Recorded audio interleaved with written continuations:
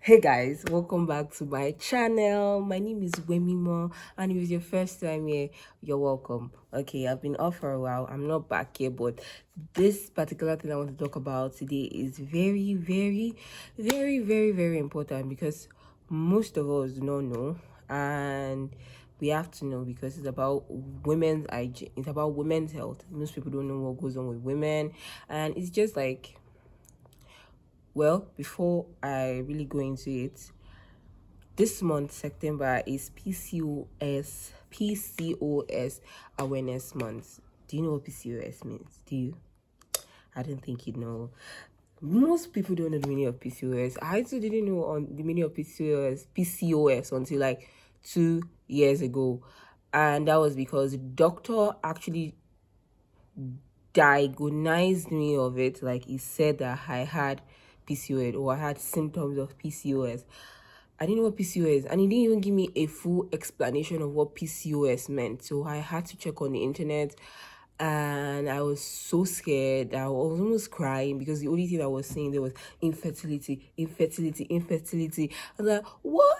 Like, what the hell? But that's that. So this month is PCOS Awareness Month. So I'm bringing the awareness to you guys about what PCOS means. So in this video, I'm going to be talking about what PCOS means, its causes, its symptoms, its effects, and also solutions. Disclaimer. I'm not a doctor. First note, I'm studying law, so this is based on my personal experience. This is based on my research and what I know in general. Don't take my word for it and just diagnose yourself of PCOS and say, oh, I have PCOS. Go to the doctor. Okay, so let's get into this video. You guys, I'm sad because I thought I was recording, because after the first one I stopped then to check because I can't see what I'm doing. So but I talked for almost 5 minutes, and bruh, I did not see what I was saying. I didn't see what I was saying.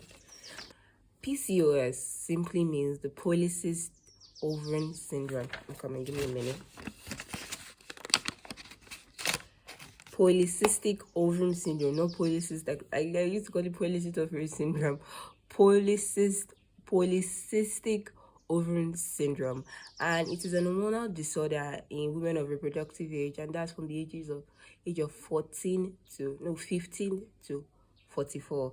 The polycystic ovarian syndrome mostly comes with infrequent period or prolonged menstrual cycles. So one of the main thing is that your body produces more of the male hormone and the level of the female hormone is less in the body. That's one. That's the overall. That's one. I think that's the overall view of it. Mostly prolonged and infrequent periods. That's one of the main things about it. So for you to be able to get pregnant, for you to be able to menstruate, your ovaries, we all know this, you should know this, that the ovaries release egg every 28 to 30 days. Is it 28 to 30 days? Yes, release eggs. It releases eggs, which in turn may turn to pregnancy or might become blood. So when this does not happen frequently, that means something is wrong. Something is definitely wrong somewhere. And it could be that the ovaries have a collection of fluid around them, and because of that, they are called, this fluid around them, they are called cysts. Because of that, the ovary fails to release egg regularly. It's not every time it is able to release egg regularly. And when this thing occurs, it frequently occurs from the first menstrual period, and it might not occur immediately like that. It might occur during puberty, and some people, it makes them gain a lot of weight the because of that, because they didn't get their period frequently. That means something is wrong. Why am I not getting my period frequently? That leads us to the causes of PCOS. So one of the first causes of PCOS is, I saw this in every website I went to, is excessive insulin. Insulin is an hormone that is produced by the pancreas. By the pancreas in the body, and this hormone is used in is the primary energy. Let me check my notes. Primary energy supply of the body. When the insulin cells, the insulin, the hormone become resistant to the body. How will I put it?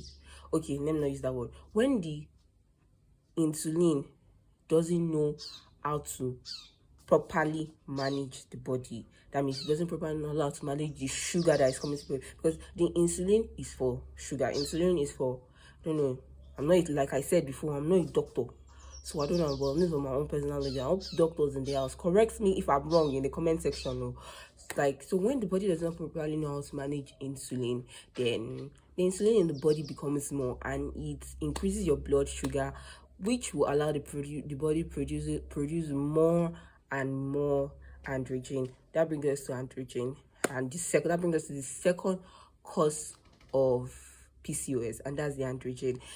In this life, everything has a balance. Everything, it might be fair, it might not be fair, but there must be a balance. So in the female body, or like our reproductive system, even though there are more than two, but we have we have both the male and the female reproductive hormone, and the male reproductive hormone is the androgen, and the androgen is the male one, like I said.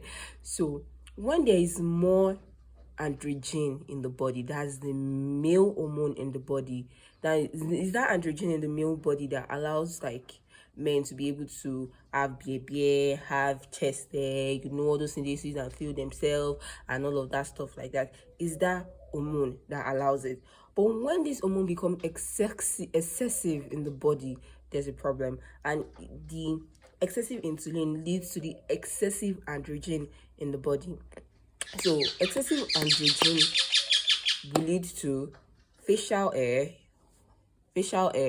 chest hair, and baldness. And yes, that's excessive androgen. Those are the two main causes of PCOS, and the other two I have hereditary. You could have gotten it from your family, from your great grandmother, from your grandmother, and also it can be caused by inflammation. But this all comes down to obesity. These four things that, okay, aside hereditary, it all comes down to obesity. When someone is obese, then the body becomes resistant to insulin. The insulin now leads to excessive androgen in the body, and excessive androgen and now leads to infertility. Yes, that's it. The ovaries cannot release it because the male is like I say, your body is, I think now I'm saying it, I think I understand that it's as if your body is seeing you as a male instead of a female, something like that. Please don't come for me. So I think these are the causes of it. I think when I was researching, the overview of everything comes down to, they said 70% of people who have PCOS are obese. They are obese. They have obesity. But at the same time, I think that's not true, because even the time that the doctor told me I had PCOS, I wasn't as I am now. I was definitely not as big as this, because I can remember that time I used to work out a lot. I was going, I used to go out every Saturday in school for jogging, all those kind of things. But now I'm even bigger than I was then. So it doesn't matter. I don't think it matters whether you're big or small. That's just research that. So now let's go to the symptoms. The symptoms could include facial hair, growth of facial hair, back hair, chest hair, what again, baldness, like I've said also. Then also we have headaches, we have acne, we have heavy and excessive bleeding, we have weight gain. Yes, weight gain can also be a form of a symptom of PCOS. And the thing about this PCOS is that the symptoms vary from body to body. Our bodies are different. Our bodies cannot be the same. And the major symptom is irregular period. If you have periods that are irregular, like me now, I usually have an irregular period, but I have irregular periods because I don't have PCOS, but because I went for serious scans. I went for, how many ultrasounds did I do? How many did I not do? How many ultrasounds did I not do? I was going to the hospital over and over over again just to check if I have PCOS. I spent so much money just doing ultrasounds just to be sure. I went for this ultrasound, I went for that ultrasound, but I didn't have it, and I give glory to God, because when I saw it, when I first was, the doctor was telling me things, I have PCOS. I wanted to, and I didn't know what it was. I had to go and browse about it. I was like with my dad. It was not like, don't worry about it, don't stress yourself, because I was just in fertility. Me, I want to have boys. I want to have three or two bouncing baby boys like this. It's now me that, oh God. Sure, that's the cause. That's the symptoms of PCOS. Now let's go. I hope you guys are actually following me. I don't know I'm going to do this. I don't know if you guys understand. But now let's go. I feel like I'm all over the place. But now let's go to the effects of PCOS. One of the major effects is infertility. Infertility, as your ovaries have to produce eggs. Those eggs must be fertilized by sperm to make babies. But when those eggs are not released frequently, it's only by God's grace that they are released. It becomes a problem. It becomes a big problem. It becomes a problem, and you can't have babies. The second one is metabolic syndrome. I might be looking at my paper because I did not really understand this one, but from what I'm saying, okay, so this way, what I read, that up to 80% of people with PCOS are obese. Both obesity and PCOS, and when someone is obese and when someone has PCOS, there's increase in the risk of high blood sugar, high blood pressure, which may in turn lead to other things like heart diseases, diabetes, and stroke. Sleep apnea. Sleep apnea is when someone is sleeping. But the person stops breathing for some time. The person starts breathing again. I don't even explain it well. But when you're sleeping, you stop breathing. It wakes you up. But after some time, you start breathing again. You wake up again. You wake up again. You sleep again. For some time, you stop breathing. So it affects that this thing. Then depression. When you are thinking about your life, I can't give birth. I can't sleep well. I have high blood pressure. You would definitely fall into depression. It takes the special grace of God for people not to take the special grace of God for people not to fall into depression. So I don't know if I've been able to explain this well. So that's basically it. I think I've been able to run through a few points. I don't know if you guys really understand. I'm going to leave links in the description box. I'm going to leave links in the description box for you guys to read on it in case I was not clear enough. I don't think I was clear enough, but I hope you guys really learned something. PCOS is not the end of the world. You can still live your life the way you want. There are people who are not obese that have PCOS, and the solutions to PCOS is one of the major things is lifestyle change. And for people who are obese, even if you're not obese, change your lifestyle. Start exercising more and change your diet and all of that stuff. You might see results. It's not that you might see results. Yes, according to that, you might see results. And where those results, you can't see those results, then you should actually opt for drugs that might help.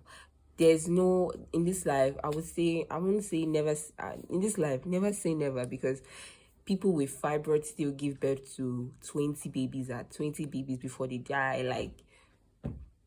So never say never. Just take care of yourself. And this brings me to the end of the video. And in the end of this video, I just want to say that the best solution, if you feel like you have even if you don't have any of these symptoms, the best thing for you to do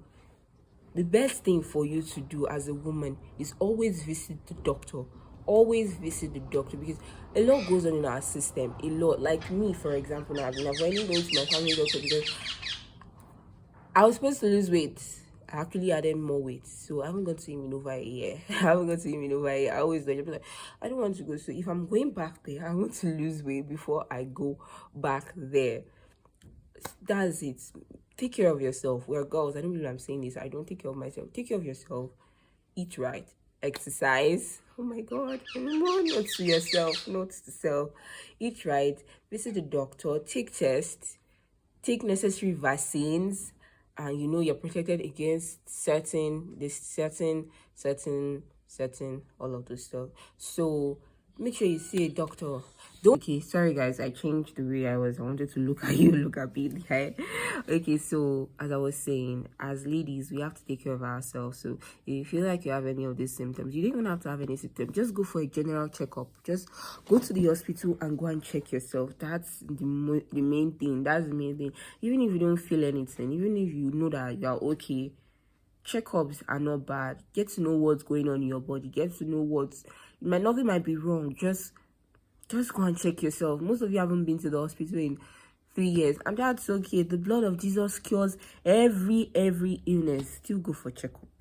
Still go and check yourself. Still take care of your body. Still eat right. And for those with PCOS, just take care of yourself. Like, live your life. It might not be easy, but the community is here standing behind you, and you guys are going to be fine. You guys are going to have the best life by God's grace, and I'm praying for you that the Lord will touch you all and you guys will be fine. You guys will be fine, and that's speaking from the Christian perspective. So I hope you guys enjoyed this video. If you guys did, make sure you guys give it a thumbs up. If you guys did, make sure you like. If you guys did, make sure you guys subscribe, and I'll see you guys when I'm back. Peace.